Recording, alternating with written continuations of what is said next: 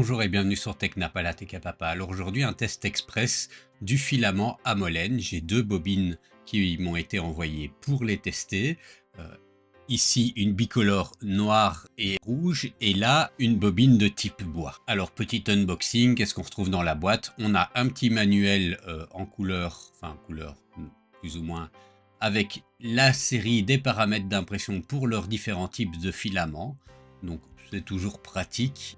Ensuite, la bobine elle-même est bien emballée, comme vous pouvez le voir, dans un sachet. Alors, je précise tout de suite, là, je viens de faire une bêtise. Je vais vous montrer après, mais voilà, un peu comme d'habitude. Et en fait, le sachet est un sachet réutilisable, donc je vous montrerai ça avec l'autre bobine. Mais ne pas faire comme moi, voilà, ça, c'est une grosse bêtise.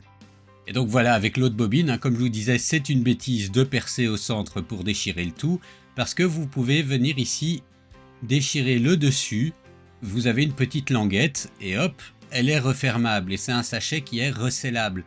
Et ça c'est plutôt une bonne idée. Je retire la bobine et après je peux la remettre dedans et venir refermer les petits zips pour garder la bobine un peu protégée de l'humidité. Bon alors pour tester la première bobine, donc le noir et rouge, je vais utiliser ce fichier de STLFix que je trouve assez joli et je pense que les couleurs seront bien appropriées par rapport au thème et je vais imprimer ça et on va voir ce que ça donne. Bon voilà comment ça a imprimé. On voit bien la différence de teinte. Alors il y a quelques réglages sur mon imprimante que j'aurais pu faire mieux. Mais voilà, c'est le moment de faire ma maintenance. On peut voir qu'au niveau des surplombs, c'était pas terrible, mais c'est pas tant le sujet ici plutôt que la couleur du filament et l'effet qu'il donne.